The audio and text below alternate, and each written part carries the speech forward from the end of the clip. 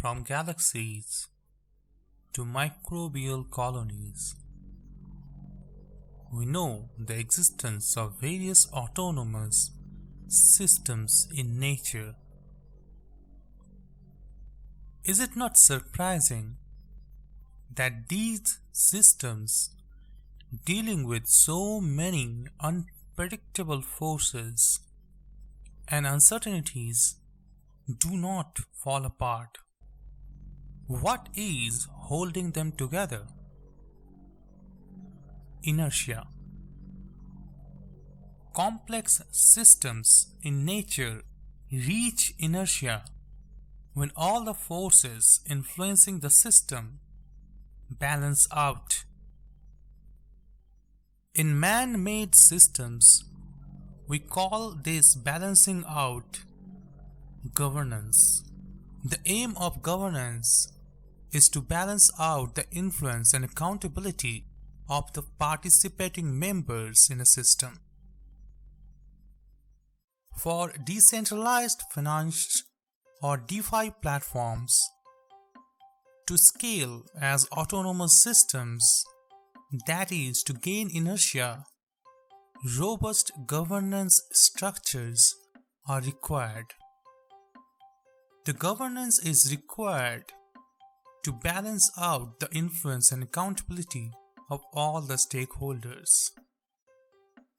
As the DeFi ecosystem is at a very nascent stage, the focus of governance for the DeFi platforms is very different from the traditional financial ecosystem.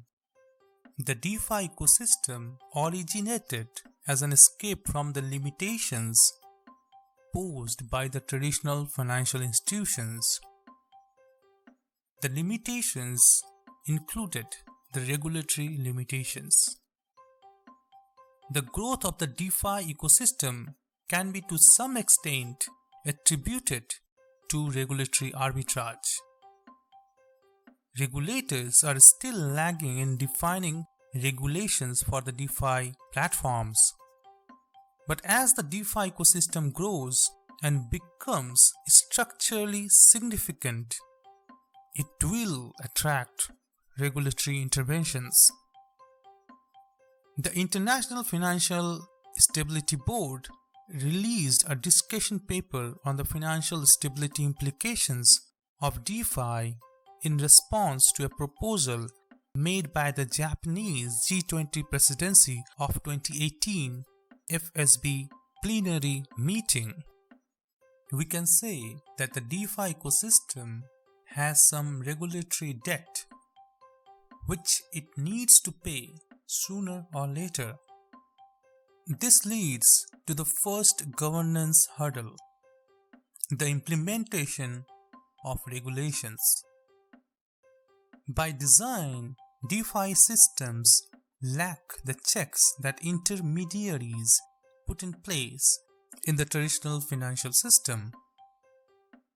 In the traditional financial system, regulators hold the intermediaries accountable for the enforcement of regulations. The absence of intermediaries in the open and permissionless DeFi platforms raises two questions: how to enforce regulations and who is liable in the case of a regulatory breach. Another focus area for DeFi governance is keeping the decentralized finance platforms truly decentralized. Yes, DeFi systems are open to any user with a crypto wallet, but who defines the rules governing the platforms?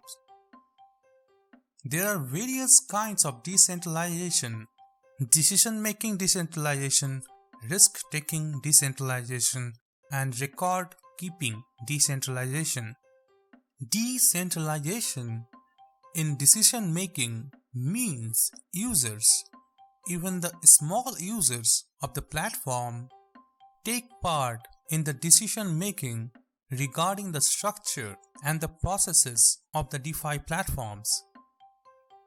In traditional financial services, equivalent would be retail banking customers having a say on how a bank decides the lending interest rates, or retail investors having a say on the stock settlement timeline of a stock exchange. Decentralization in risk-taking practically means peer-to-peer transactions. In the traditional financial system, intermediaries do risk intermediation, that is, they underwrite the financial transactions. As DeFi platforms are trustless, that is, they do not require trust to function, the underwriting process is eliminated with collateral requirements, allowing peer-to-peer transactions. The third kind of decentralization is about record keeping. DeFi systems are built on blockchains, which are by nature decentralized systems.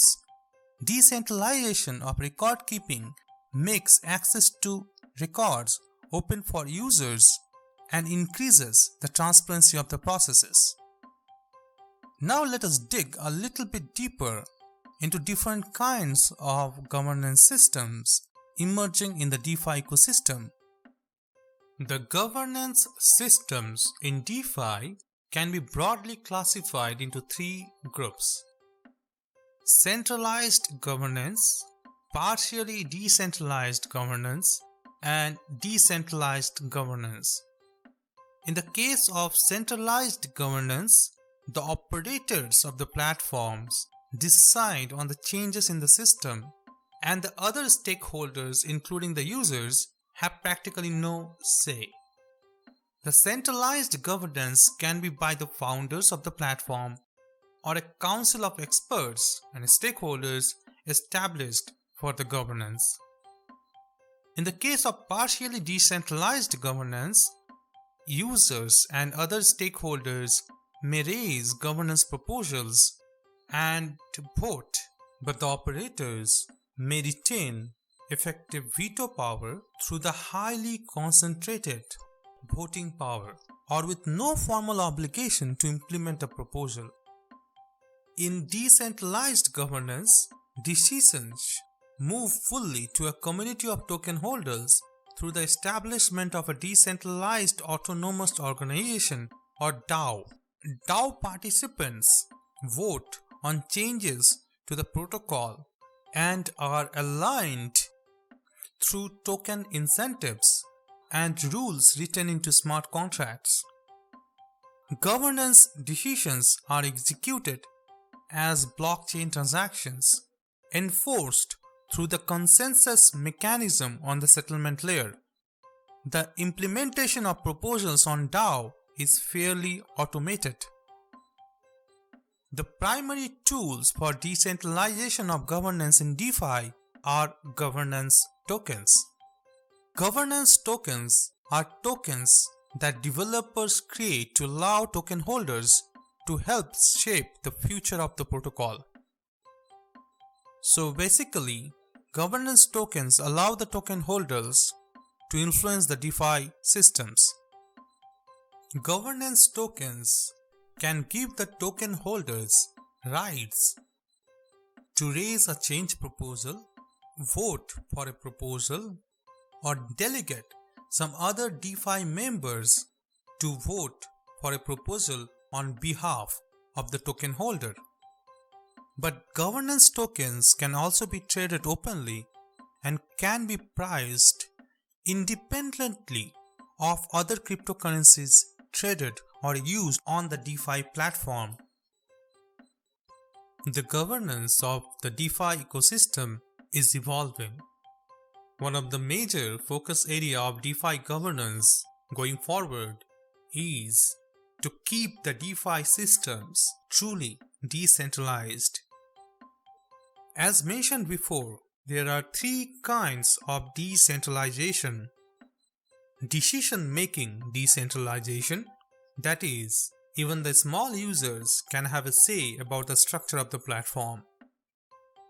Risk-taking decentralization, that is, not requiring trust intermediation for the DeFi systems to function, allowing peer-to-peer transactions.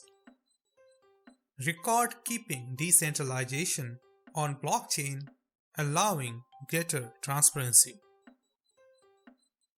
Centralization may creep in DeFi platforms because of structural reasons or inefficient distribution of voting rights.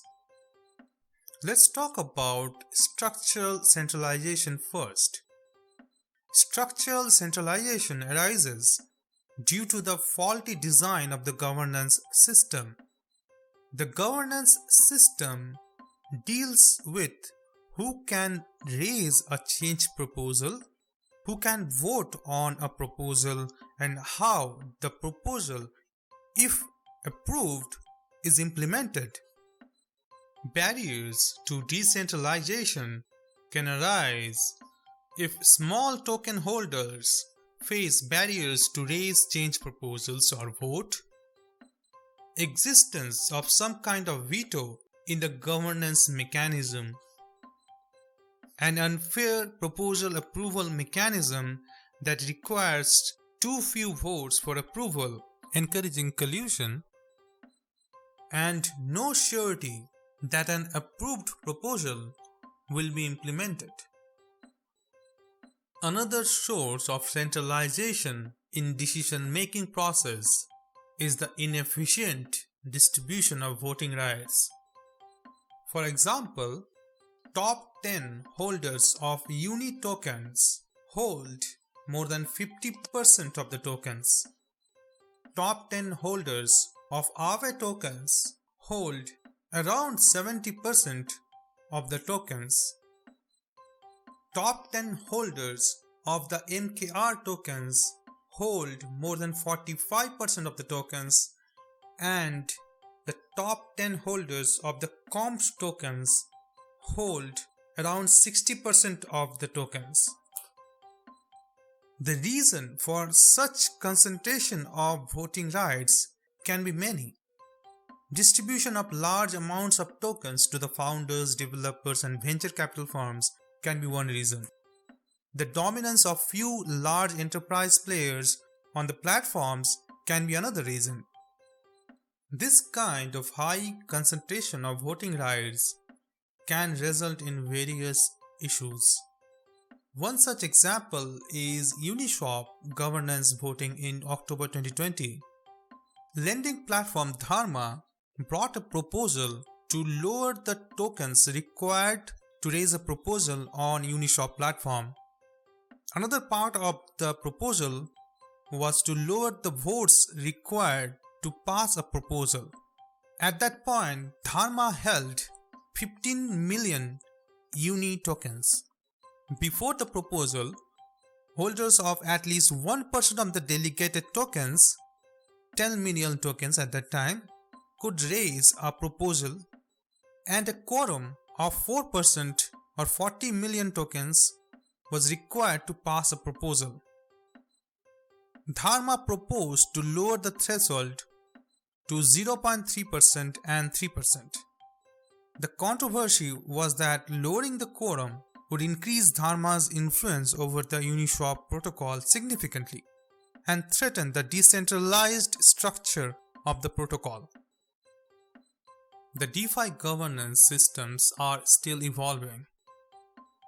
Some of the challenges for the governance of DeFi platforms are creating processes to deal with the regulatory debt, balancing influence and accountability, and limiting the influence of founders and large corporate players on the platforms.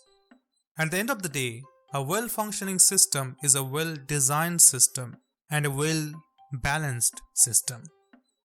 With this is Sam Ghosh. Bye-bye.